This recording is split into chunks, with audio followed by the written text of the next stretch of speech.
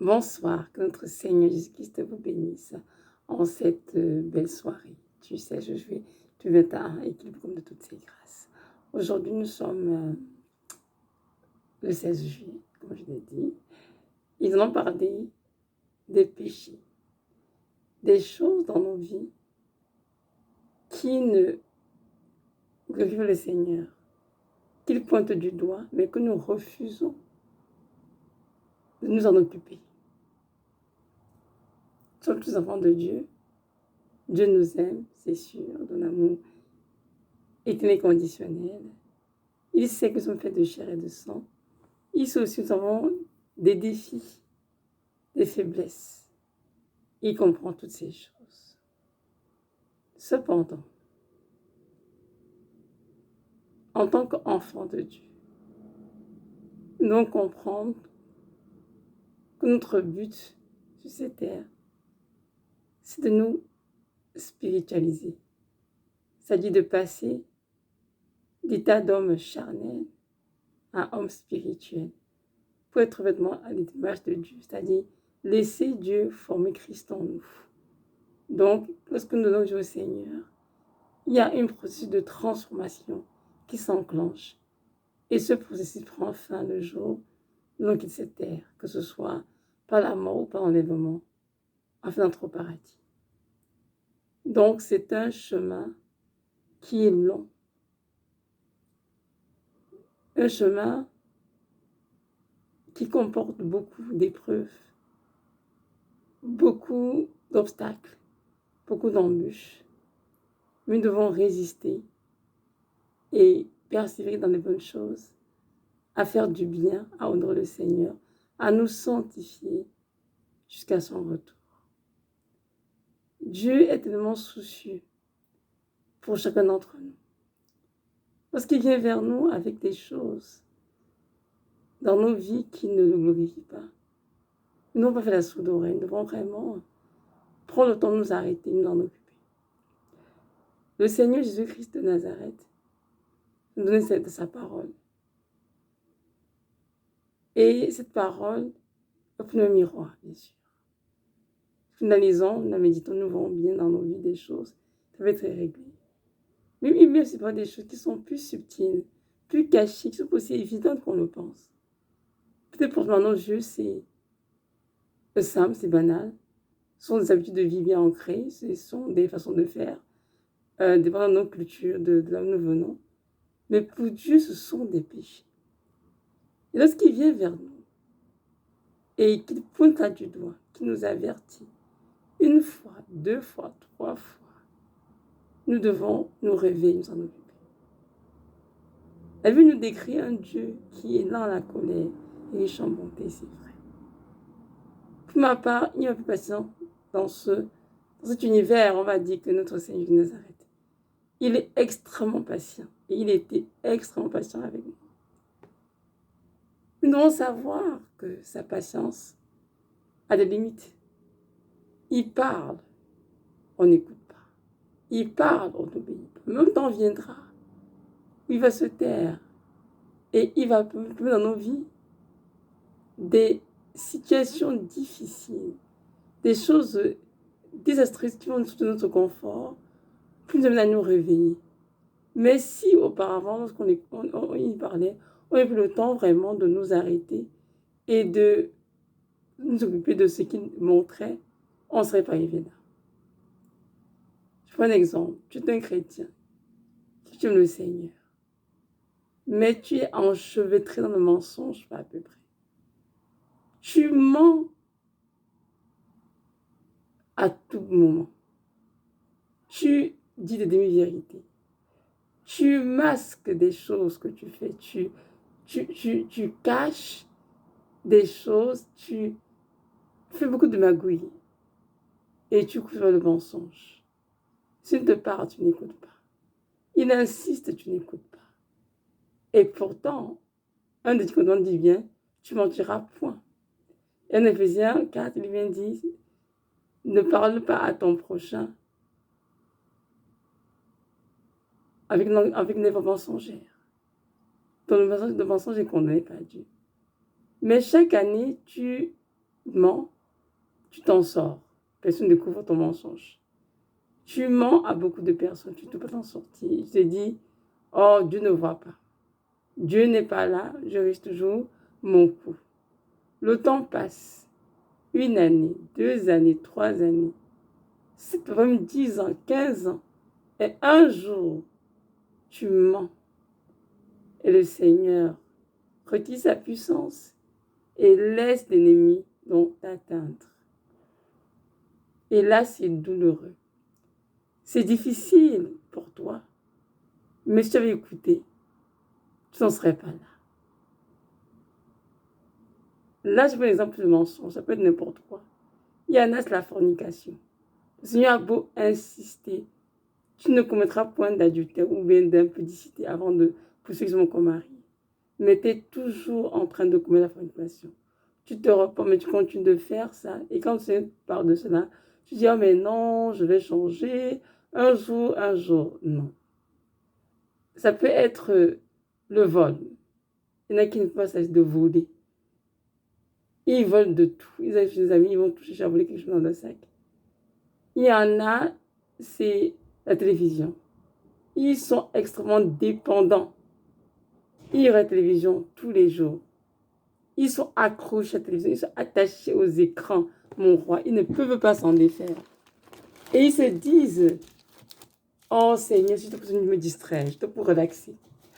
Ils oublient que la télévision comporte tellement d'impureté, cette dépendance, la vie est un péché. Le Seigneur parle, mon enfant, ne regarde pas les films impurs. Ne regarde plus la télévision, ces émissions remplies d'impureté, d'impudicité. Tu continues de te justifier et tu continues de regarder. Même lorsque les frères et sœurs ou même de ta famille te reprennent là-dessus, tu fais la sourde oreille, comme tu as entendu. Là, je pense quelques exemples. Ça peut être N choses. La vérité, c'est qu'un jour viendra où tu seras coincé devant un mur et tu seras obligé de faire une introspection dans ton propre cœur, ce qui bloque ta vie, ce qui t'a dans cette situation désastreuse dans laquelle tu es en ce moment. Et je veux t'encourager en te disant ceci. Si en ce moment je suis en train de te parler, tu es dans une situation pareille, tellement tu as accumulé péché sur péché, que maintenant tu dois voir le fruit, devant les conséquences qui sont lourdes à apporter. Je vais te dire, mon frère, ma soeur, ne pécher de te justifier ou d'accuser les uns les autres pour ce que tu vis. Mais la seule porte de sortie pour toi, c'est la repentance. Une repentance sincère, une pure et entière confession, une parfaite contrition et une digne pénitence, c'est tout. Donc, au lieu de passer ton temps à accuser tes frères et sœurs en Christ, ou tes frères biologiques, tes sœurs biologiques, tes parents, ou bien je ne sais pas trop qui, entre en toi et regarde depuis le jour où Dieu t'a averti. Il a parlé, mais tu as refusé d'écouter. Tu as fait de t'occuper de ce péché dans ta vie qui te minait. Tu aurais dû t'en occuper, t'arrêter. Tu aurais dû dire, Seigneur, je veux changer. Mais je n'y arrive pas, aide-moi. Et que la parole invoque le Seigneur tandis qu'il est encore temps. Tandis qu'il est prêt. Il y a un temps pour invoquer le Seigneur, mes frères et sœurs. Pour dire, Seigneur, je rends ma vie ce que tu me montres, que ça, ce que tu me dis, évidemment, que je veux changer. Aide-moi, Seigneur. Notre Dieu est la sagesse infinie, il est sur son trône. On peut le contester. Qui sommes-nous pour le contester? Qui sommes-nous pour l'instruire? Il nous a créés. Il a créé le monde et tout ce qui s'y trouve. Nous ne sommes rien à ses yeux. On dit que son trône est dans les cieux et la terre est son marchepied. Qui sommes-nous le contester? Absolument rien du tout. Donc si Dieu vient dire dans ta vie, telle chose est péché, mon nom, parce que c'est péché. Si telle chose est péché, c'est péché, c'est péché. Un point, c'est tout. Pas besoin de chercher à justifier. Et Dieu seul sait que nous, les chrétiens, nous aimons justifier. Car nous avons trouvé des façons de pécher contre le Seigneur, de façon rusée. On se justifie. On s'y déverse ou des courants de pensée de saint théologiens pour justifier nos actes charnels, nos convoitises charnelles. Et à la fin, vous croyez que ce sera quoi, la fin? La fin sera tout simplement moissonner la corruption, la mort. Les Canadiens, verset 6. Je pense que là, dans Galate, je suis en Galate, on ne se moque pas de Dieu. Ce que nous a sémé, il va récolter. Depuis ton année, tu mens. Tu te repens jamais. Tu mens à tous les coups sûrs. Qu'est-ce que tu crois que tu as côté après? Ou toi qui me coupes son temps à forniquer, à faire des relations sexuelles hors mariage. Alors que Dieu te dit très bien que les relations sexuelles doivent se passer dans le cadre d'un mariage. C'est dit que ne peux pas, mais Dieu te voit. Tu passes ton temps à voler. Tu voles depuis des années. Tu veux le gouvernement, tu veux des impôts. Tu fais plein de fraudes fiscales. Qu'est-ce que tu crois? Dieu te voit. Et un jour viendra. Oh, un jour viendra où tu seras face à tes crimes. Il faudra que tu te repentes en de crier au secours de l'Éternel. Une chose est sûre à tout te répondre parce qu'il t'aime tellement qu'il veut te sauver. Est-ce que nous notre Dieu, peu importe nos péchés, peu importe la profondeur de nos ténèbres, peu importe la noirceur de nos péchés, lorsque nous venons à lui, humblement, avec sincérité, lorsque nous crions à lui, il nous entend avec son cœur si compatissant et miséricordieux. Il nous répond toujours et nous lave, il nous pardonne, il nous purifie, nous sanctifie et il nous restaure. Ça, c'est la vision du Seigneur. Mais des fois, vous arrivez là, ça prend que nous puissions mourir. Oui, parce que ce que Dieu vient nous corriger, il va tuer certainement des choses en nous, mais des choses qui sont mauvaises. Pour que nous soyons complètement dépendants de lui. Pour que nous puissions reconnaître sa souveraineté, sa puissance et reconnaître aussi notre petitesse. Un jour, il m'a dit, Evelyne, considère-toi, ma chérie, comme rien du tout. Tu n'es rien. Tu n'es personne. Tu es toute petite devant moi. Et laisse-moi déverser mes grâces dans ta vie. Parce qu'il y en a qui pensent qu'ils peuvent défier Dieu. Mes frères et sœurs en Christ n'ont pas défié le Seigneur. La preuve, lisons, si vous lisez sur moi, je lis dans cette vidéo, vous pouvez lire chez vous, l'histoire du roi Nebuchadnezzar, qui s'est pris pour un dieu au point de faire ériger une statue, le représentant pour que les gens puissent l'adorer en se présentant dans cette statue. Il s'est pris pour un dieu, mais notre Dieu l'a puni. Il a fait quitter le pays royal pour la forêt. Il a fait 7 ans en forêt. Il vivait comme des bêtes. Et c'est après s'être humilié, s'être repenti, que Dieu lui a pardonné. Et l'a restauré dans son palais royal. Et lui, il a dit, il n'y a point de Dieu au Dieu d'Israël. Il a reconnu la suprématie, la souveraineté du Dieu d'Israël, notre Seigneur, Jésus de Nazareth. Ce que je fais aujourd'hui, c'est pour t'interpeller, de te dire, toi qui as une conscience endormie, face au péché que Dieu pointe dans ta vie, c'est en train de te réveiller et de te repentir, bien sûr, et d'abandonner ce que tu fais.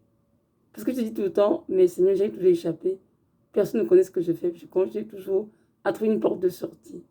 Un jour viendra, il y a une porte de sortie, afin que tu fasses, fasses face à tes conséquences, aux conséquences en fait, de tes péchés, je veux dire. On lit un petit passage dans Psaume 82, du verset 9 jusqu'à 15. Ça dit ceci. Écoute, mon peuple, et je t'avertirai. Israël, puisses-tu m'écouter? Qu'il n'y ait au milieu de toi point de Dieu étranger. Ne te prosterne pas devant des dieux étrangers. Je suis l'Éternel, ton Dieu, qui t'ai fait monter du pays d'Égypte. Ouvre ta bouche et je la remplirai. Mais mon peuple n'a point écouté ma voix. Israël ne m'a point obéi.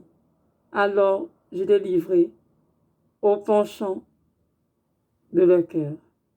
Et ils ont suivi leur propre conseil. Oh, si mon peuple écoutait, si Israël marchait dans mes voies, en un instant, je confondrais les ennemis.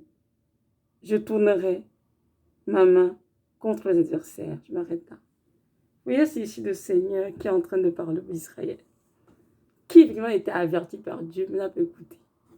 Selon tout ce que le peuple d'Israël a quitté l'Égypte, lorsqu'ils ont quitté la servitude, le Seigneur a dit à Moïse qu'il va les conduire à la terre promise. La terre promise, c'était Canaan. Mais vers Canaan, Dieu leur a bien dit de ne pas imiter les pratiques abominables des Cananéens. De ne pas avoir d'autres dieux devant leur face que le Seigneur. Mais arrivé au Canaan, Dieu a bien distribué les parties, sont les tribus, les régions où chacun allait habiter. Mais beaucoup sont devenus du Seigneur et ont servi de faux dieux. Ce sont procédants de faux dieux, tant Dieu avait averti de ne pas faire cela. Mais ils n'ont pas écouté. Aujourd'hui, comme le Seigneur dit ici, parce qu'ils n'ont pas écouté la voix du Seigneur, parce qu'ils n'ont pas obéi, le Seigneur dit, je vous ai livré au penchant de vos cœurs. Et maintenant, vous marchez selon vos propres conseils. Mon frère, ma soeur, si tu écoutes le Seigneur, ce qui est arrivé, si t'avertis, tu n'écoutes pas. Si te parle, tu n'écoutes pas. Tout ce que tu fais, tu as ta tête. Il va te laisser te livrer au penchant de ton cœur. Tu vas marcher selon ton propre conseil. Crois que c'est Dieu qui te guide. Mais en fait, ce sont tes pensées et l'ennemi qui te dirigent tout vers l'enfer. Et ce sera triste. Je viens ici au verset 12. Mais mon peuple n'a point écouté ma voix. Israël ne m'a point obéi. Est-ce que tu es comme Israël? Est-ce que tu refuses d'écouter le Seigneur? Est-ce que tu lui obéis? Il te dit depuis, mon enfant, arrête de mentir. Mon enfant, arrête de regarder des films impurs. Arrête de voler. Arrête de sortir des femmes des autres. Arrête, je ne sais pas moi, d'écouter la musique mondaine. Arrête de t'habiller de manière indécente. Mais tu continues, tu n'obéis pas au Seigneur. Il t'a averti, tu n'écoutes pas. Il va te laisser tomber à un moment donné. Quand il te laisse tomber, il sera toujours prêt à t'accueillir si tu te repens. Mais à un moment donné, il va s'écarter et te laisser suivre tes propres conseils. Et ce sera très dommage. Verset 14. Aussi mon peuple m'écoutait.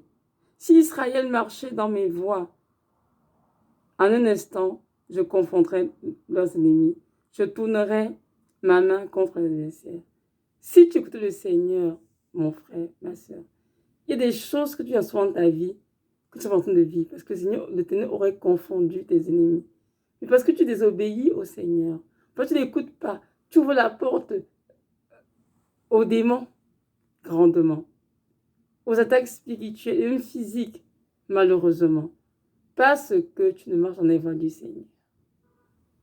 Mes frères et sœurs en Christ, je nous encourage tous à arrêter de marcher ce penchant de nos cœurs. Arrêtez, comment dirais-je, de suivre les voies de l'ennemi, mais d'obéir au Dieu d'Israël qui nous a créés, qui nous a sauvés, et vraiment d'écouter ce qui nous avertit, afin d'éviter de nous trouver dans des situations plus difficiles à gérer. Vous savez, quand Dieu vient dans une vie pour briser un enfant de Dieu, pour le mener à la raison, le brisement est parfois très difficile. Et dans le brisement, parfois on en sort avec des séquelles, mais des séquelles spirituelles que Dieu permet justement pour que nous nous souvenons des cicatrices de notre désobéissance. Notre Dieu nous aime tellement. Et il donnera tout ce qu'il a à son peuple pour nous sauver, parce que sa volonté n'est pas qu'on ait un enfer. Donc si on n'obéit pas, à un moment dans nos vies, il va faire des choses difficiles, très difficiles, qui ont notre confort. On aura deux choix. Soit on s'humilie, on se repent, et on demande de grâce, la grâce de Dieu, pour être rétabli et non obéir. Soit on continue de s'endurcir, continue d'accueillir ce péché, et non nous venir de Dieu et finir loin de sa face. Donc aujourd'hui, à toi de choisir. Toi qui es dans une situation difficile, parce que le Seigneur t'a averti que tu n'as pas écouté. Est-ce que tu veux que Dieu intervienne et tu choisis donc de te repentir, ou tu veux continuer de faire sourd d'oreille et continuer d'accuser les uns les autres alors que tu es responsable de tes propres péchés. Tu es responsable de ta vie chrétienne. Arrête d'accuser les autres. C'est à toi de te lever et de prendre le taureau par les cornes et de régler ce qui a à régler dans ta vie pendant qu'il a encore temps. Le Seigneur Jésus avait mis dans la porte. Pose la question, si l'enlèvement se produisait maintenant, est-ce que je serais enlevé? Si l'enlèvement se produisait ce soir quand je suis en train de dormir, est-ce que je serais enlevé? Ce sont des questions qu'il faut se poser parce que le Seigneur dit dans Matthieu 24, 44, tenez-vous prêts, comme ce n'est pas à l'heure à laquelle viendra votre Seigneur, ni le jour d'ailleurs. Ce sera une surprise d'enlèvement. Donc arrêtons de nous mentir à nous-mêmes. Arrêtons de mentir aux frères et sœurs. Mais concentrons-nous à nettoyer notre cœur et à régler tout ce qui est dans nos vies pour éviter d'être dans la tristesse le jour du retour du Seigneur. Moi qui vous parle, le Seigneur qui pendant longtemps m'a demandé d'arrêter de porter les pantalons. J'ai justifié. J'ai expliqué au Seigneur comment je pouvais mettre de longs cardigans. J'ai expliqué comment je suis décente, je suis toute mince, Seigneur, je mets pantalons en lin, je mets des longs cardigans qui vont qui couvrent mes cuisses et tout, on ne voit rien du tout. J'ai expliqué, j'ai justifié. J'ai fait plein de rêves dans lesquels je voyais, j'étais avec des filles, c'était en jupe, mais moi j'étais toujours en robe, elles avaient de longues jupes. J'ai continué de justifier. J'ai justifié, expliqué à ma marraine, non, c'est parce que Dieu a dit, c'est mal interprété. Deutéronome 22, verset 5, qui dit que les hommes ne mettront pas d'habits de femmes et les femmes ne mettront pas de vêtements d'hommes. Et un jour, j'ai eu un rêve un matin que je n'oublierai jamais. Dans le rêve, j'étais avec des sœurs en Christ. On partageait, on causait, on était là habillés. D'autres étaient vraiment en jupe, en robe. Et d'autres étaient moi j'étais en pantalon, en tout cas dans le rêve. D'autres sœurs aussi. Et là, pendant qu'on était en train de parler, la trompette a sonné. Et tout le monde montait. Mais je suis restée. Et surtout les sœurs qui étaient pas habillées décemment, on est toutes restées. Et dans le rêve, je criais. Je pleurais. Je disais, Seigneur, ne me dis pas que je rate l'enlèvement, Seigneur. Et là, je cherchais justement à aller dans le site d'une sœur américaine, Clé du Bois, pour être sûre qu'elle est tristement restée pour Dieu, parce que c'est qu'elle est très proche du Seigneur. Et elle est sortie du rêve. Qu'est-ce que tu rêves? Dans mon lit, j'étais figée. Il était fait 6 heures du matin. Là, j'avais mon mari. Je vais raconter que j'avais eu. Et il m'a dit, est-ce que tu es sûre? J'ai dit, je pense que c'est le rêve que j'ai eu. Et là, j'ai commencé à prier. Le Seigneur me dit, cette nuit, je t'ai bien parlé, Evelyne. Comme depuis, je t'avertis concernant les pantalons. Depuis des années, tu ne fais que justifier, même démontrer que tu connais la Bible mieux que moi. Tu veux interpréter ceci, interpréter cela. Si tu ne changes pas de vêtements, si tu ne te repens pas, mon enfant, et que tu arrêtes de t'habiller ainsi, je viendrai, je ne te prendrai pas. Même si tu prêches ma parole. Même si tu fais des dons de combien de dollars, je ne sais d'où. Peu importe ce que tu fais de ta vie, je ne te prendrai pas, Evelyne. Tu vas rester. Et cette nuit, je t'ai bien parlé une fois pour toutes. Écoute, depuis ce jour, mes frères et sœurs en Christ, je n'ai plus jamais mis de pantalon. J'ai jeté tous les pantalons.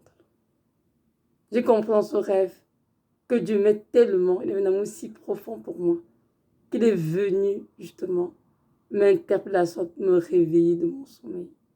Sinon, j'aurais fait ma vie loin de sa face. À cause de quoi? À cause des vêtements, à cause des pantalons. Qu'est-ce qu'on fait des pantalons? Il y a beaucoup de discours autour. Oh non, il y a les pantalons de femmes, les pantalons d'hommes. C'est quoi toutes ces mascarades? Le pantalon est un vêtement d'homme. Point final. Et mon Dieu me l'a bien montré.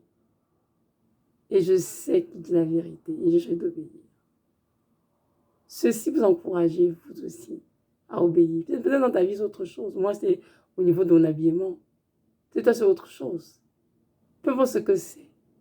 Il faut t'en occuper maintenant. C'est-à-dire, il faut délaisser cette chose-là. Il faut te repentir. Et dire non à cette chose-là. Et dire, Seigneur, je n'y arrive pas, mais aide-moi. Je veux changer.